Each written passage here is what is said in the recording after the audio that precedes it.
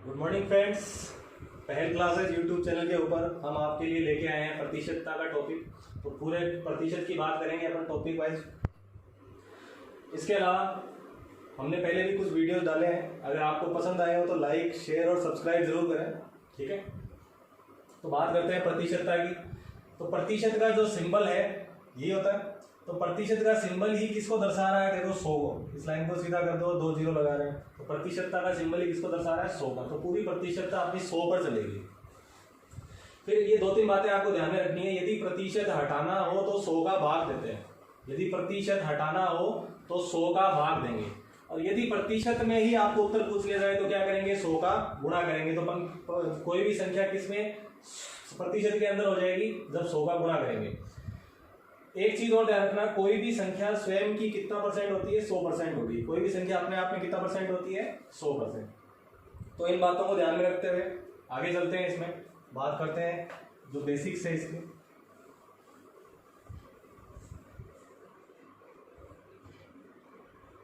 सबसे पहले प्रतिशत निकालना। आपको किसी संख्या का प्रतिशत पूछ लिया जाए, 250 का 40% ज्ञात करें। तो प्रतिशत जब भी हटेगा तो बट्टे में क्या आएगा? 100 आएगा। प्रतिशत हटते बट्टे में क्या आ जाएगा? 100 आ जाएगा। तो बट्टे में 100 लगाएंगे। अब ये का मतलब हमेशा गुणा होता है, तो 0 से 0 कट गए, उत्तर क्या आ गया आपका? ठीक है। तो प्रतिशत जब भी लगा हुआ है तो आप बट्टे में 100 को मान सकते हैं। लिखना जरूरी नहीं है बार बार। आप मान लो बट्टे में क्या है? 100 है। 100 है मतलब 2 जीरो काट दो, 25 को 4 से गुणा किया, 100 ही उत्तर आ गए इसके। अगला सवाल है 150 का 30%। तो प्रतिशत का मतलब 2 जीरो कटते हैं, 2 जीरो काट दो, 15 को 3 से गुणा किया, उत्तर कितना आ गया इसका? 45। इस हिसाब से प्रतिशत निकाल सकते हो। आपको पूछ ले 22 का 22% कितना होगा? इसमें जीरो नहीं है लेकिन फिर भी 22 को 22 से गुणा करो। 22 की स्क्वायर क्या होती है? 484। या तो याद कर लो, वरना आपके एक वीडियो डाला हुआ है इसके अंदर, 22 की स्क्वायर निकालने की ट्रिक बताई हुई है। उसके अंदर एक आसान सी ट्रिक होती है। अब क्या करना है? 100 का भाग लगाना है। तो 100 का भाग लगाना है तो 2 अंक छोड़ के पॉइंट लगा दो। 22 का 22% कितना होगा? 4.84।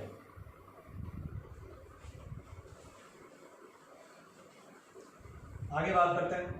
यदि 2% आपको ऐसे दे दे, a का 20% बराबर b का 30%,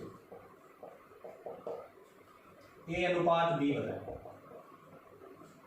ये सवाल भी आसान होगा। परसेंट से परसेंट निकाल दो, 0 से 0 काट दो। अब a का अनुपात आपको पूछा जाए तो a का अनुपात क्या दिख रहा है आपको? 3। जिसका भी अनुपात पूछा जाए उस संख्या को आप रख लो। a को ढका 3 आ रहा, b को ढकेंगे तो b का अनुपात क्या आ गया? 2। 3 अनुपात। ऐसे ही अगर 3 अनुपात बराबर दिए हुए थे तो कैसे निकालते?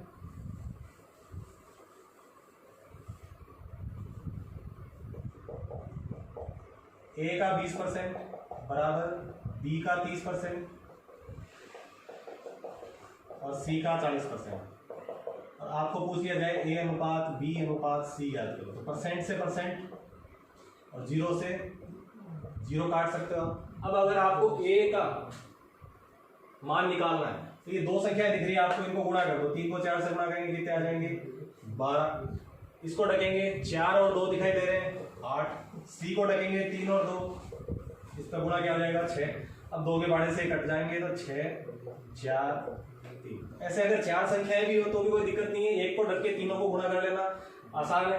ये अपन अनुपात समानुपात जब पढ़ेंगे तो उसमें भी बात करेंगे।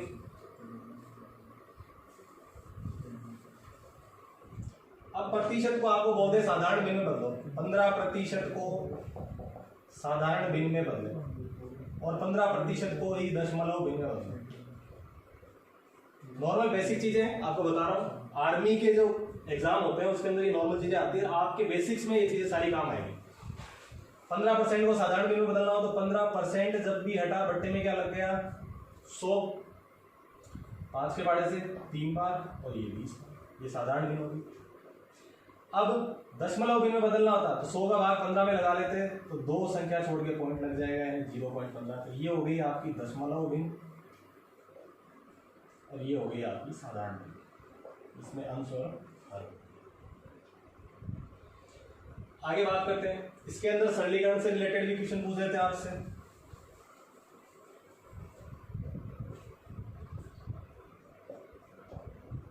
40 का 30% बराबर 30 का 20% प्लस दे दे आपको यहाँ पे, इसका आंसर पूछ लिया आपको।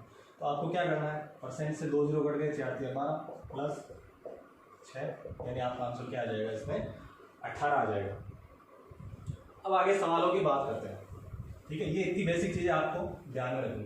एक और बेसिक चीज बता रहा हूं आपको, यदि किसी संख्या का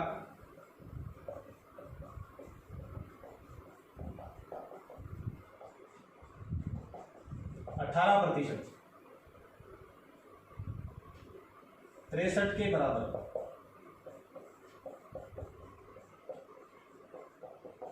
तो वह संख्या ज्ञात करें।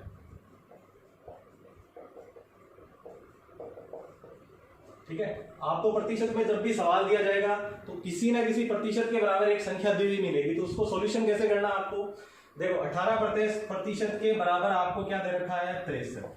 अब आपको वह संख्या निकालनी, तो अब मैंने आपको एक पॉइंट लिखवाया था, कोई भी संख्या स्वयं का कितना परसेंट होती है 100%, तो गुणा कर दो यहाँ पे सीधा 100 का, और ये 18 को लिख दो यहाँ पे आप बट्टे में, तो आपका सॉल्यूशन आ जाएगा 9 के पहाड़े से 7 बार, और ये कट गया 2 बार, ये 50 बार, तो आ गया आपके 350। तो इस प्रकार से आप निकाल लेंगे।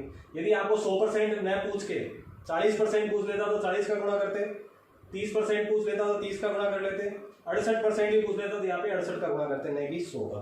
ये चीज आगे आएगी, बेसिक है एकदम, आप ध्यान में रखना। अब सवालों में आते हैं हम।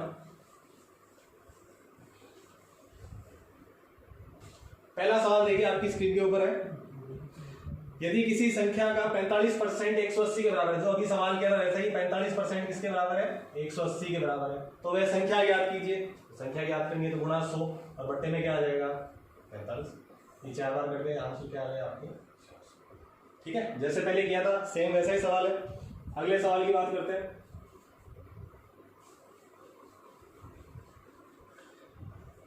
यदि किसी संख्या का 56%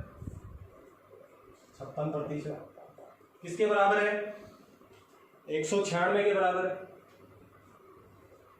56% किसके बराबर है 196 के बराबर, और पूछा गया है आपको उस संख्या का 40% ज्ञात करें, तो गुणा 40, और बट्टे में क्या आ जाएगा आपका 56।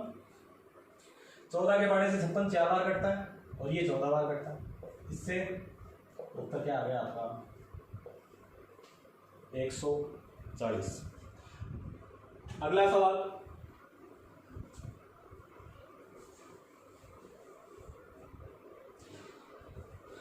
ए अपनी आय का 40% हिस्सा खर्च करके, ए अपनी आय का 40% हिस्सा खर्च करके 2100 रुपए की बचत करता है, तो ए की कुल आय ज्ञात करनी है।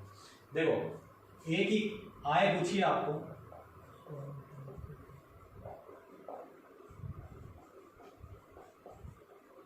जितना खर्च करेगा वो खर्च कर देगा, बाकी बचे हुए रुपए आ जाएंगे आपके पास।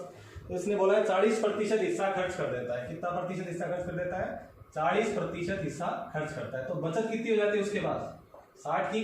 तो 60 की बचत किसके बराबर दे रखी है 2100 रुपए के बराबर, तो 60% बराबर क्या हो गया आपके पास 2100। और आपको क्या पूछा है उसकी कुल आय, तो कुल आय गुणा 100, तो बट्टे में क्या आ जाएगा 60। अब इसको कैलकुलेट कर लो आप, 6 के पहाड़े से ये 3 के पहाड़े से कट जाएगा, ये कटेगा 50 का, ये कट जाएगा 70 का, क्या आ गया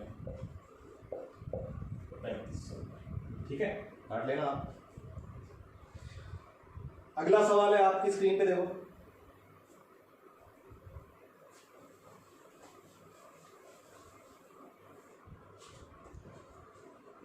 कोई संख्या 600 से 20% अधिक है, कोई संख्या 600 से 20% अधिक है, तो वह संख्या ज्ञात कीजिए। यानी संख्या आपको दे रखी है कितनी है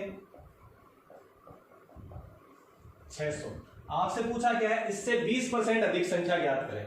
तो देखो 600 क्या है 100% है, 600 क्या है 100% है। आपको पूछा क्या गया है 20 अधिक, इससे 20 अधिक का मतलब 120% आपसे पूछा गया है। 2 0 से 2 0 कैंसिल हो जाएंगे, क्या आ जाएगी 720। तो आपका उत्तर इसमें क्या हो जाएगा 720।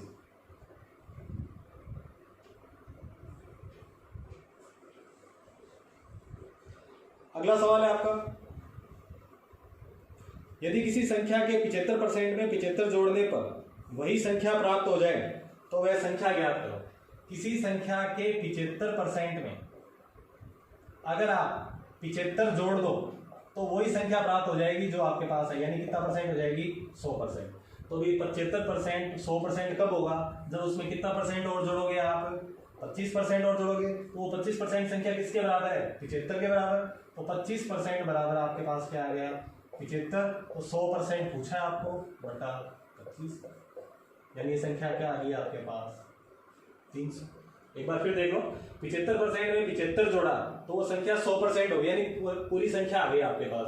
तो 75 जोड़ा है लेकिन ये परसेंट में नहीं है। 75% में कितना परसेंट जोड़ेंगे, 100 आ जाए तो 25% जोड़ेंगे, तो 25% किसके बराबर हो गया, 75 के। तो 100% किसके बराबर हो गया, 300।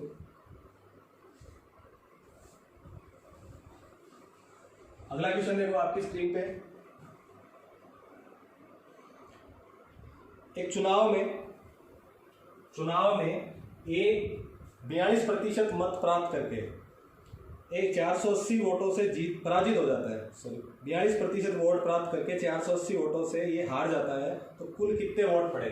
तो देखो ए और दूसरा मान लो कोई बी है, इसको 42% मिले तो बाकी के किसको मिले होंगे, 58% इसको मिले। तो देख लो आप कितने परसेंट से आ रहा है, ये 16% से आ रहा है। लेकिन वोटों की संख्या क्या दी है हारने में, 480, यानी 16% किसके बराबर हो गया, 480 के बराबर हो गया।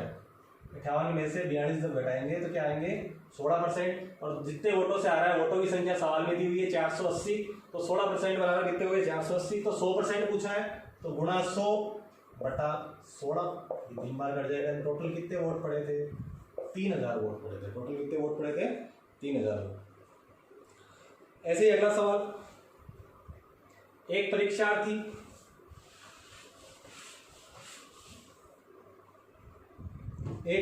किसी परीक्षा में 30 अंक प्राप्त करता है। कितने अंक प्राप्त करता है, 30 अंक प्राप्त करता है, और वह 40 अंकों से फेल हो जाता है। 40 अंकों से फेल हो रहा है, कितने अंकों से, 40 से। यदि पास होने के लिए 35% अंक आवश्यक हो तो पूर्णांक ज्ञात करें। भाई पास होने के लिए कितने प्रतिशत अंक चाहिए, 35% अंक चाहिए, लेकिन उसके 35% अंक नहीं आए। 35% अंक कब आते, जब ये पूरे के पूरे अंक उसके प्राप्त हो जाते। 30 तो वो लेके आया है और 40 से फेल हो गया है। मतलब 35% अंक कब होते, जब ये दोनों का योग आपके पास आ जाता, 70। यानी 70 जो किसके बराबर है, 35% के, क्योंकि 70 में वो पास हो रहा है, और पास होने के लिए कितने परसेंट चाहिए, 35%। तो 35% बराबर 70 हो गए। तो 100 पूर्णांक पूछा आपको, पूर्णांक का मतलब हो गया 100 बटा 35, यानी पूर्णांक क्या आ गया, 200 आ गया। आसान है, बेसिक चीजें है सारी।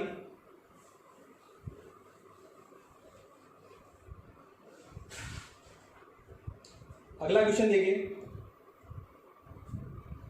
यदि ए बी का 25% है, यदि ए बी का 25% है तो बी ए का कितना परसेंट होगा। ए और बी दो संख्याएं दे रखी है आपको। ए है वो बी का 25% है, ए है वो बी का 25%। अगर बी को 100 मान लें, ए कितना हो गया 25% यानी 25। अब पूछा है कि बी ए का कितना परसेंट है, बी ए का कितना परसेंट। तो आपको इसमें क्या करना है, बी ए का कितना परसेंट है, जो का लगी हुई संख्या है वो बट्टे में आ जाएगी। ए वाली संख्या कहाँ आ जाएगी, बट्टे में, बी वाली कहाँ आ जाएगी, ऊपर। और प्रतिशत में पूछा है तो गुणा 100, 25 से 100 कट गया 4 बार, यानी आंसर कितना आ गया, 400। 400%, क्योंकि गुणा किया है आपने 100 से, तो परसेंट लगाना मत भूलना। अगला सवाल है,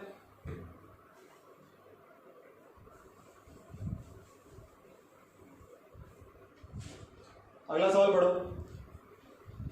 ए की आय बी से 25% अधिक है। ए की आय बी से 25% अधिक है, तो बी की आय ए से कितना परसेंट कम है।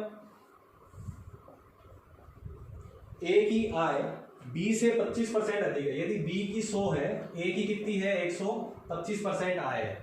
अब इसने पूछा है बी की आय ए से कितना कम है, ए से कितना कम है बी की, कितनी कम लग रही है आपको, 25। लेकिन 25 आंसर नहीं है आपका, परसेंट में पूछा है, तो 25 कम है किससे, ए से। तो बट्टा में ए का मान आ जाएगा 125 गुणा, ये कट गया 5 बार, यानी कितना आ गया आंसर आपका 30%। तो ए की आय अगर बी से 25% अधिक है तो बी की आय ए से 20% कम होगी, ध्यान रखना। ठीक है, अगला सवाल है इसी बेस पे एक सवाल और है। देखो चाय के भाव में, अगला सवाल देखो, चाय के भाव में 20% की वृद्धि हो जाए तो खपत में कितनी कमी करे कि खर्च वही रहे। तो इसी पैटर्न का सवाल है, बात करते हैं इसमें। चाय के भाव में 20% की वृद्धि होगी, ठीक है, तो पहले वही जो चाय अपन 100 रुपए में लेके आते थे वो चाय अपने को कितने में मिलेगी, 120 में मिलेगी। तो सीधी सी बात है 20% की वृद्धि होगी, तो खपत में कितनी कमी करें, तो खपत में 20 की कमी करनी पड़ेगी। किस में कमी करनी पड़ेगी, 120 वाले में, गुणा 100, तो ये कटेगा 6 बार, 2 से ये कटेगा 50 बार और ये कटेगा 3 बार, तो ये आ जाएगा आपके 16 सही 2/3%। अगर 50 में अगर 3 का भाग लगाओगे तो ये भाग जाएगा 1, फिर 6 बार, यहाँ से क्या लिखो 16 सही 2/3%। तो 16 सही 2/3% आपका आंसर हो गया। इसमें आप ऐसे भी कर सकते हो, जो भी कमी वृद्धि दी जाए वो लिख दो ऊपर, अगर वृद्धि हो रही है तो नीचे जोड़ के लिख दो गुणा 100। ठीक है, तो कुछ फॉर्मूला याद करने की जरूरत नहीं है, आसानी से हो जाएगा ये सवाल। एक सवाल और है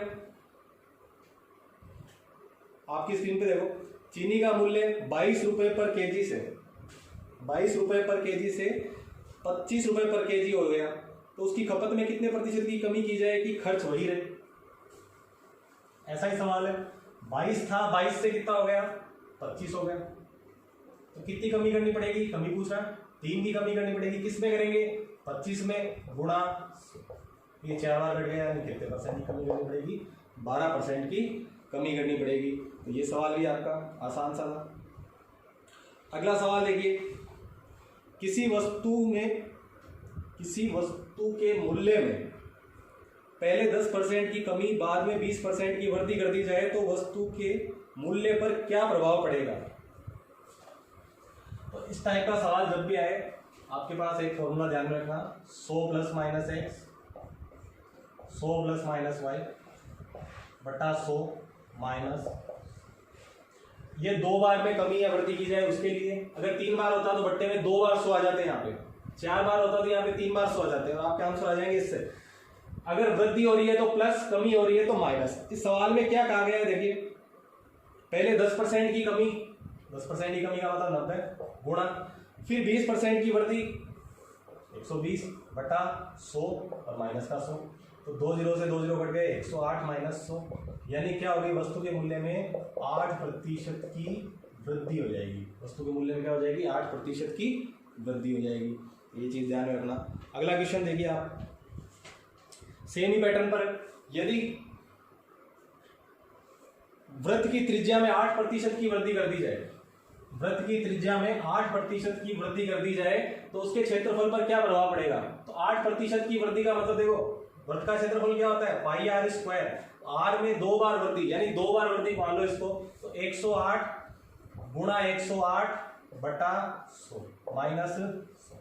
अब यहाँ पे आपके दिक्कत हो जाएगी कि 108 को 108 से गुणा करना, तो इससे पहले जो वीडियो डाला था उसके अंदर इसके लिए ट्रिक बताई थी आपको। क्या करना है, 8 को 8 से गुणा कर लो 64, 108 में 8 जोड़ दो 116, और बट्टे में क्या है 100, 2 अंक छोड़ के पॉइंट लगा दो, 116.64 माइनस 100, यानी कितनी वृद्धि हो जाएगी, 16.64% की वृद्धि हो जाएगी। तो जितनी भी वृद्धि, अगर वृद्धि समान हो तो एक बात हमेशा ध्यान रखना, 8% की वृद्धि थी तो 8 की स्क्वायर कर दो 64, 8 का दुगना यहाँ पे जोड़ दो 16, तो 16.64% की वृद्धि। आपको पेन चलाने तक की जरूरत नहीं है। अगर वृद्धि एक समान हो तो आपको क्या करना है, 8 की स्क्वायर 64, 8 का दुगना 16, 16.64। ऐसे अगर सवाल होता 6% की वृद्धि, एसएससी में आया हुआ सवाल है ये, यदि वृत्त की त्रिज्या में या वर्ग की भुजा में 6% की वृद्धि कर दी जाए तो कितने % की वृद्धि हो जाएगी क्षेत्रफल में, तो 6 का दोगुना 12, 6 की स्क्वायर 36, तो 12.36%। इसमें कुछ नहीं करना आपको, एकदम इजी सा सवाल है। इसको गुणा करने बैठोगे फिर ये निकालोगे, इससे अच्छा है ये जो ट्रिक है आप ध्यान में रखना, इसकी बहुत ही आसान है। अगले सवाल की बात करते हैं अपन। अगला सवाल है अपना,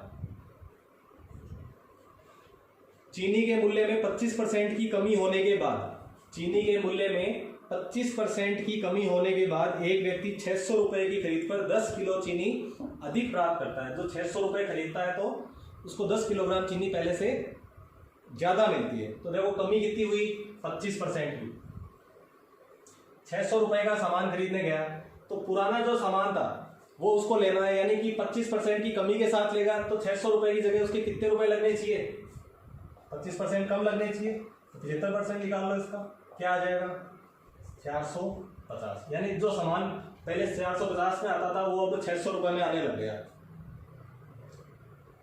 ठीक है, जिसमें से इसने क्या किया कि 150 रुपए इसके पास बचत हो गई भाई। कमी होने के बाद जो 600 रुपए का जो सामान आता था वो कितने रुपए में आने लग गया, 450 में। तो इसके पास 150 रुपए बच गए ना। उसी 150 रुपए में वो क्या ला रहा है, 10 किलोग्राम चीनी ला रहा है। तो प्रति किलोग्राम भाव क्या हो गए चीनी के,